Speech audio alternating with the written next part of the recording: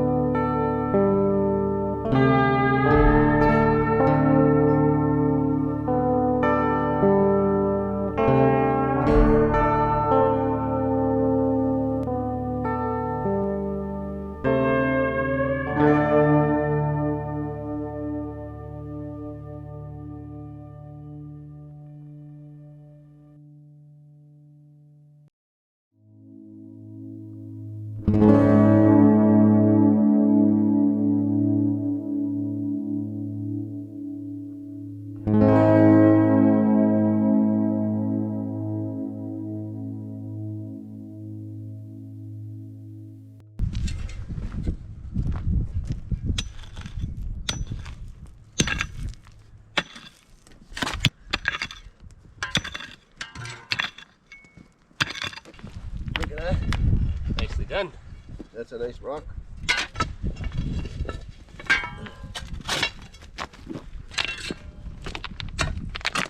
I'm gonna de-rock for a bit. Nice. Ooh.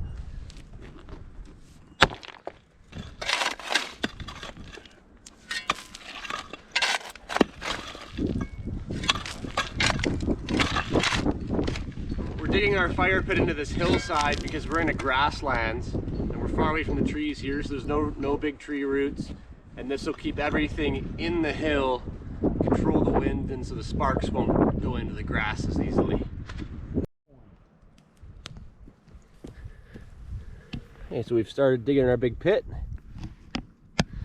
Huge pile of rocks to work with, and then we've just rolled this huge stone here as sort of a blocker so the flame and the heat can't get to this wood, because we're gonna leave that in. Oh, there it is.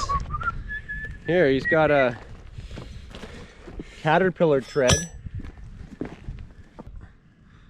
We use it as a hot plate on the fire. Dried coals underneath, put the water pot on there. It works great. While we were screwing around with that rock, Grandpa Morel was in here doing this. Oh yeah, frittata. Nicely done.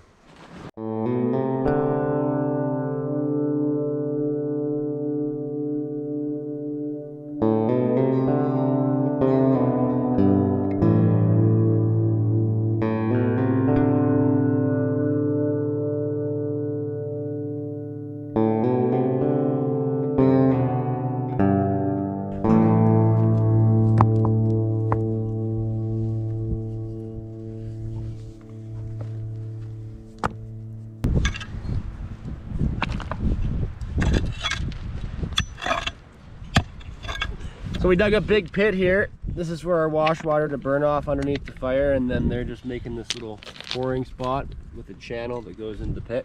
We'll fill that with small rocks and then create a nice flat base for the fire once that's done.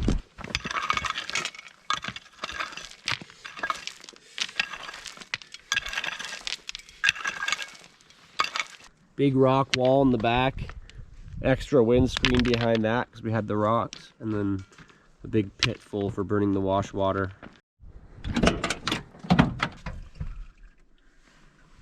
Got some nice morels drying on the dash. Oh yeah.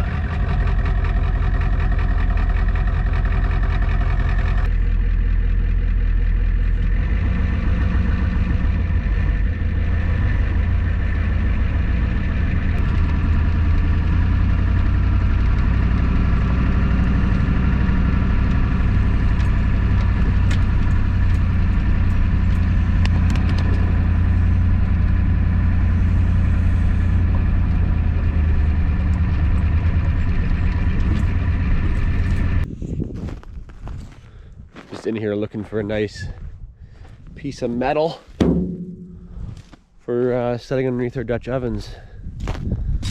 You could go with one of these, but they're a little thin.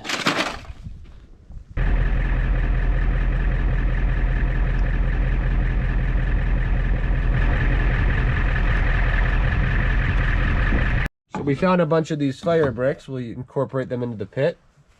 There's 9 of those, and then this big piece of metal for the base. We'll hammer that out and kind of bury it in for the Dutch oven, and then a metal garbage can we can use. All nice additions to camp. Well, let's see what Randy was working on. Lined this all with nice little pebble stones. All right, we've completed our fire pit. Here it is. Look at this. So we've got our 2 Dutch ovens this year, a 14 and a 12. We got it sitting on the fire bricks with a hot plate closer to the, we're going to use this metal tray as sort of a fire pad. So when the fire is low, we can transfer the coals, just pick it up with some tongs. And then over here we've got our water area, and it's all protected. So from where I'm standing to the top wall, it's about 5 feet. From down there to all the way at the top, it's probably about 5 feet. So that'll keep the flame nice and contained. Right here's a little spot for when you're starting the fire. You can step in with your kindling. And then this here, this is where we'll pour our dirty wash water. It'll roll down this little channel underneath and go into the 3-foot pit of rock underneath here and burn off. Keep the bears away.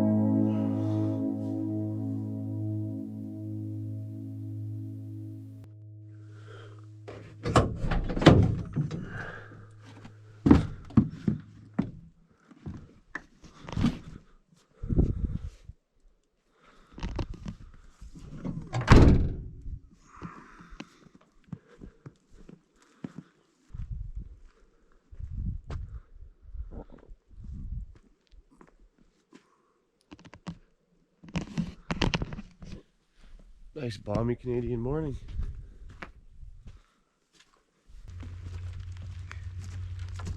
Okay. So we've got our little structure set up over the dugout. Little entryway here, and we're ready to put tarps on it. And it's all can't rack this way because of these 4. There, there, and there. And if it tries to rack this way, there's a big downwards. So there'll be an entrance way here in between those 2 uprights on the far side. And we're going to put a tarp on here and on here. And it's going to overhang the front on this ridge pole here. We're thinking we'll put a ridge pole or a leg pole from here down this way and just sort of cover this whole section here with more of a lean-to that's built off of this structure. Be easy. We're cooking it.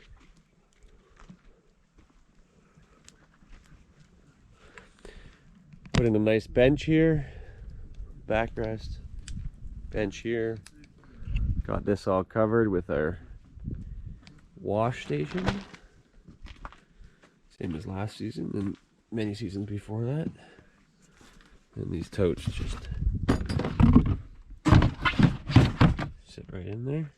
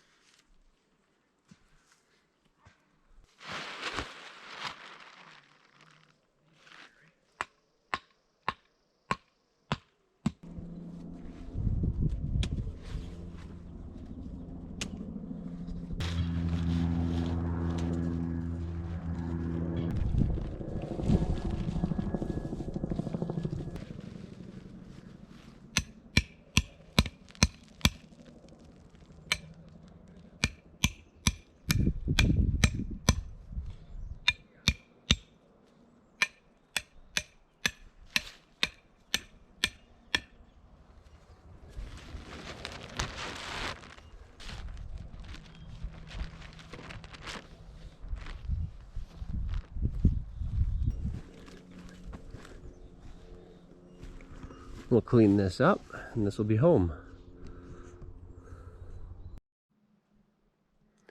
There he is. Oh man, he's gone. What do you say about that? You got any gold in there?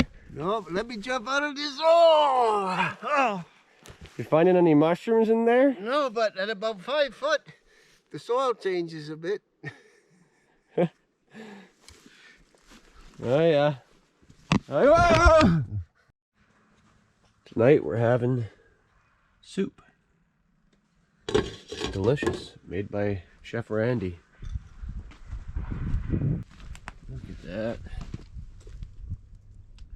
Hearty.